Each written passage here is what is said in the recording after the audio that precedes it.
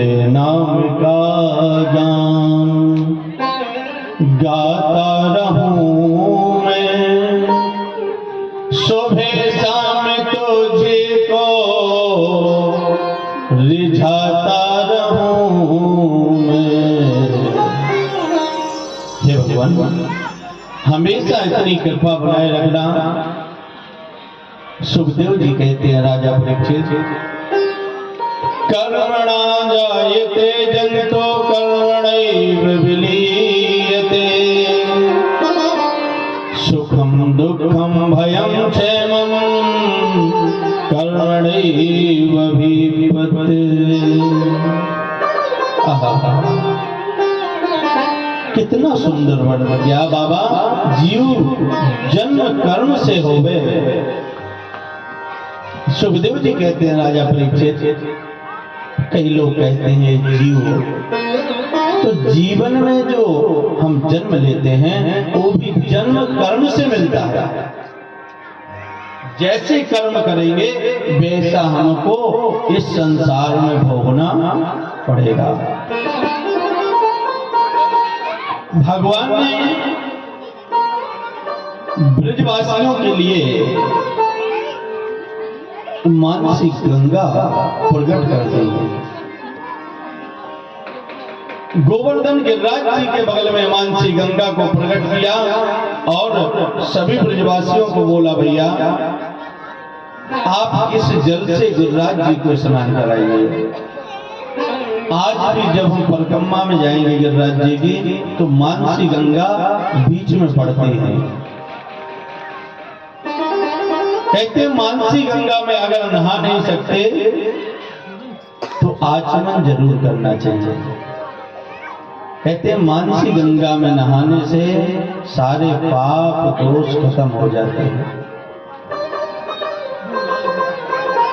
सभी ब्रजवासियों ने मानसी गंगा में स्नान किया, गिरिराज जी को स्नान कराया, भगवान को प्रसाद लगाया। भगवान स्वयं गिरिराज धरण बांके बिहारी प्रकट हो गए। बोली गिरिराज धरण की। प्रकट होकर के भगवान ने स्वयं कहा, आओ ब्रजवासियों मुझे भोग लगाओ, प्रसाद लगाओ। इतने में इंद्र को मालूम पड़ा कि ये कौन है जिसने मेरी पूजा रोक करके अपनी पूजा प्रारंभ कर दी। ये कौन है जिसने मेरी पूजा बंद कर दी। इंद्र को बड़ा गुस्सा आया, कुपित हो गए, गुस्सा हो गए। मेघालय को आदेश दे दिया, पवन को आदेश दे दिया, जाओ इतनी बारिश कर दो, इतनी हवा चला दो कि ब्रजमंडल बह जाना चाहिए, उड़ जाना चाहिए। आदेश दे दिया। इतनी जोर की ब्रजमंडल में बारिश हुई, आंधी तूफान चलने लगा। भगवान डर गए, ब्रजवासी कांपने लग गए, घबराने लग गए। लेकिन कन्हैया ने कहा, चिंता मत करो, ये इंद्र का किया हुआ है। इंद्र को अभिमान है, मेरे ब्रजवासियों को बहा देंगे, ऐसा हो नहीं सकता। मेरे कन्हैया ने कहा, तुम चिंता मत करो। मेरे कन्हैया दौड़ करके गए और गिरिराज पर्वत को अपनी चीटी उंगली पर उठा लिया।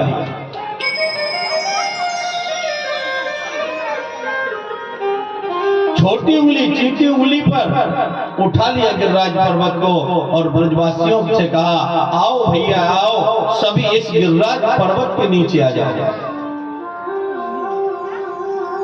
सभी ब्रजवासी गिरिराज पर्वत के नीचे विराजमान हो गए, आ गए। गैया बछड़ा सबको गिरिराज पर्वत के लिए नीचे कर लिया। छोटा मोटा नहीं है गिरिराज पर्वत, 21 किलोमीटर का जो परिक्रमा है गिरिराज जी का, उस पर्वत को भगवान ने उठाया। सभी ब्रजवासियों को, ग्वाल बालों को, गैया बछड़ा सबको बुला लिया।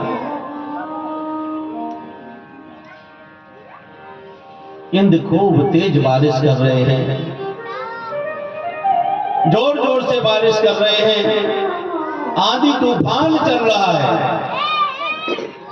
ब्रजवासी गिरिराज पर्वत के नीचे बैठे हैं। एक दिन हुआ, 2 दिन हुए, 3 दिन हो गए।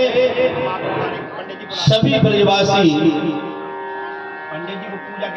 पर्वत के नीचे हैं। चौथे दिन जब मधुमंगल को रहा नहीं गया, मधुमंगल ने भगवान से कहा, कन्हैया लाला एक बात बता, तू भी थक गया होगा, तू भी परेशान हो गया होगा, इसलिए कन्हैया एक काम कर, तू आराम कर ले। भगवान बोले, अगर मैं आराम करने लग जाऊंगा तो ये गिरिराज पर्वत नीचे आ जाएगा, सभी ब्रजवासी दब जाएंगे। मधुमंगल बोला, अच्छा तू क्या समझ रहा है, तूने उंगली पर पर्वत उठा रखा है? अरे हमने सबने लकड़ी लगा रखी है, इसलिए गिरिराज पर्वत रुका हुआ है। तू क्या समझता है, कन्हैया को ब्रजवासी भगवान नहीं मानते, ग्वाला मानते हैं, सखा मानते हैं, मित्र मानते हैं। मधुमंगल ने कहा, तू क्या समझता है कि गिरिराज तूने उठा रखा है? अरे हम लोगों ने लकड़ियां लगा रखी हैं। कन्हैया बोले, अच्छा ठीक है तो मैं हटाऊं?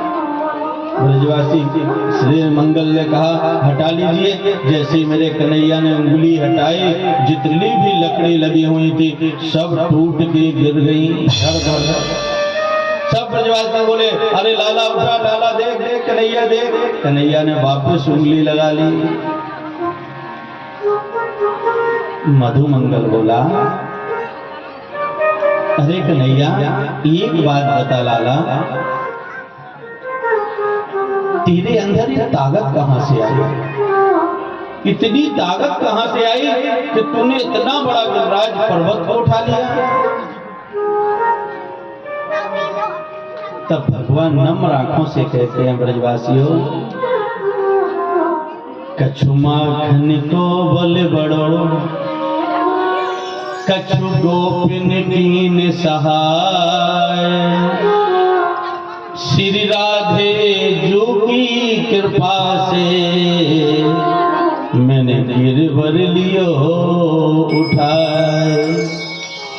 अरे ब्रजवासियों, कुछ माखन का मैया यशोदा ने जो माखन खिलाया उसकी ताकत है। कछु तुम ब्रजवासियों की आशीर्वाद और ब्रजवासियों का प्रेम है। और भैया एक बात बताऊं, मेरी राधा रानी की कृपा है जो मैंने गिरिराज पर्वत को उठा लिया। ब्रजवासी तो चरणों में गिर गए, कन्हैया तू क्या कहता है, राधा रानी की कृपा है? लेकिन एक बात उन्होंने तो और कही कि हम सबका ब्रजवासियों का प्रेम है, मतलब हमारी ताकत भी तू चुराने लगा। अभी तक माखन चुराता था, अब तो हम लोगों की ताकत भी चुराने लगा। कन्हैया बोले, नहीं, आप लोगों का जो प्रेम है उस प्रेम के खातिर मैंने गिरिराज पर्वत को उठाया है। धन्य है। ग्वाल वाल सभी छोटे छोटे बच्चे ब्रजवासी कन्हैया को नजर से नजर देख रहे हैं। लाला तू थक जाएगा। भगवान ने एक दिन नहीं 7 दिन तक 7 दिन 7 रात गिरिराज पर्वत को अपनी उंगली पर उठा कर रखा, चीटी उंगली पर उठा कर रखा 7 दिन। 7वें दिन जब इंद्र ने कहा जाओ एक बार जाकर के देखो ब्रजमंडल बह गया होगा, इंद्र के द्वारपालों ने आकर के जब देखा तो ब्रजमंडल में धूल उड़ रही थी। इंद्र से जाकर के कहा महाराज वहां तो धूल उड़ रही है। इंद्र ने कहा इतना बारिश की हमने, इतना पानी गिरा, लेकिन कहां गया?